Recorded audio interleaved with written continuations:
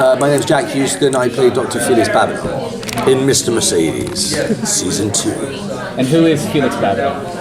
Felix Babineau he's a brain surgeon, a neurosurgeon who has the rather impossible task of operating on Brady after his head has been caved in. And he not only saves his life, but sort of takes on the task of keeping him alive and, without giving it away, maybe taking it a little further. Ooh. Is he evil? He's not. I don't think he's evil in any way. I think he's ambitious. I think he's. I was saying it's really interesting. It's like I think whatever profession you're in, you want to sort of take it as far as you can, do the best work you possibly can, and it's interesting when you're in the medical profession when you have certain things like FDA approved or like certain drugs you can or can't use, but it can save millions of lives or something which you would maybe see as unethical, but if it did do well and things like that, suddenly it would be ethical and it would be saved. It's like it's the same question that one can ask themselves in anything. It's like, how far are you willing to go? In his to save millions at the detriment of the few, I don't know. So it seems like Felix's wife is really the one who's pushing him to do a lot. Say Lady Macbeth.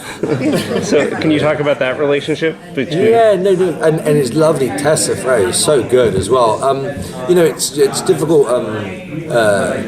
Well, at least we were coming onto the show as newbies, me and Tessa together, so we got to sort of build those roles together. But you can very quickly fall into a rather arch relationship when you've got a wife saying you must do this. But we were always, because we have the amazing Jack Bender, who was always trying to find the reality of the situation, keep it grounded, not go too far into the sort of psychological, the sort of supernatural. He was like, listen, this is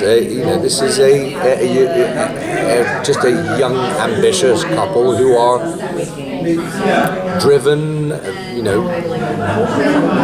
trying to do what's right by them, trying to further themselves. It's weird shit happens. Have you done research on doctors before you took on the role?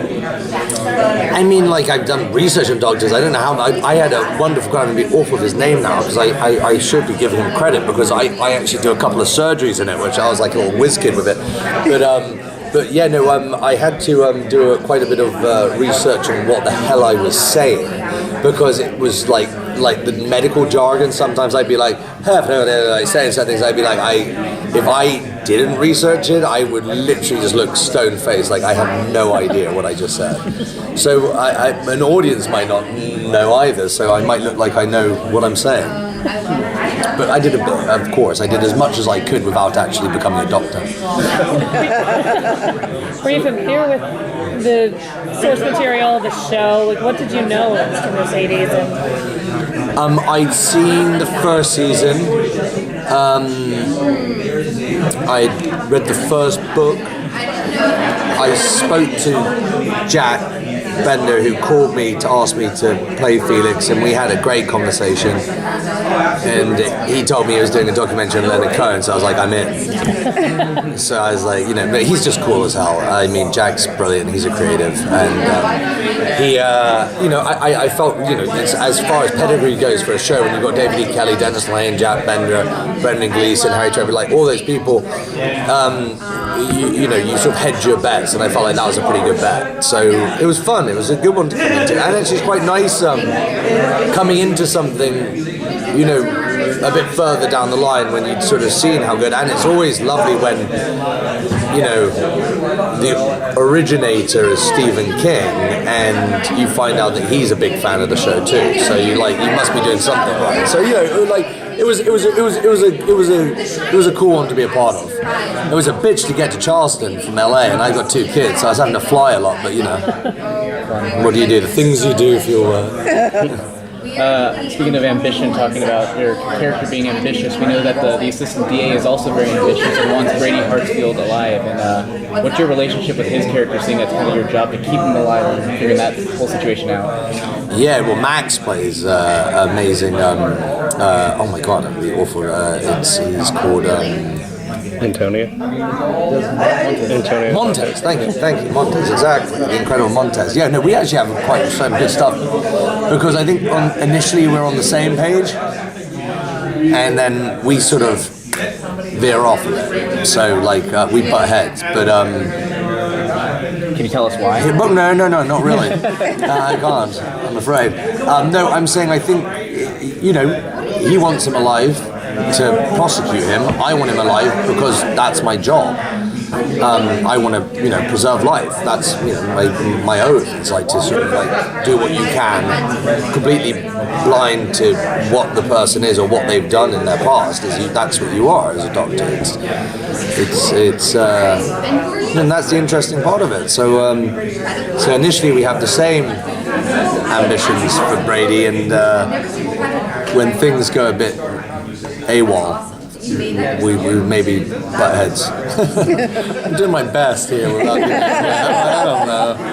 Jack, how many Stephen King books have you read? I've read quite a few Stephen King books. When I was at school, I mean, like, you know, like every other person was reading a Stephen King novel at a certain point. So, yeah, he's like such a big part of my youth, and it's so funny because it wasn't just the books, but like all of those really freaky movies were coming out at that time, and now I'm like, man, I grew up because now they're remaking those movies. And I was like, you know, normally I was at the age where I was like, oh, this is a remake, and now I'm like, I remember that movie, and I remember the original. So it's kind of funny. I'm growing up, so when my kids say, have you seen it? I was like, which one? That's going to be the next few generations from now. Yes, exactly. Then we'll see. We'll be remaking them all over again. We'll see who's going to be playing Felix Babineau in the remake of Mr. Mercedes. Yeah. But big fan. I mean, who doesn't love Stephen King? And it's such an amazing moment right now with what's going on with this work. So it's very cool. So who would you say he shares most of his scenes with? Is it his wife, or is it at work, or is there a combination of? Me and my wife, me and Brady, but you know, not that there's much interaction as he's in a coma. But I still like to think that me and Brady were in a lot of scenes together. And Harry's so good. I mean, I tell you what, it's a hard task to lie there completely still with your eyes sort of half masked, staring out. It sounds like, oh, that sounds like a great one. What, you're in bed, you're not doing anything. I mean, it's amazing because there's a certain nuance, because there's something behind those eyes that you still have to portray and get in there. I mean, yeah, Harry's wonderful. He had a very difficult task this season with what he did, and he goes for it full. I wouldn't be that easy. And then I'm trying to, but me and my wife, Tessa Ferrer, is brilliant. We have most of our stuff together, and that was always good. She's great. She's a brilliant actress. She really pushes.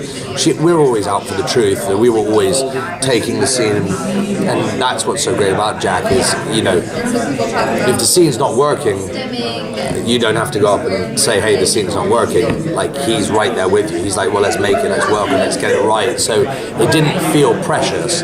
It felt like in that lovely collaborative way. It felt very collaborative, and that's the best set to be on, when you feel like it's a real build together. So that's very cool.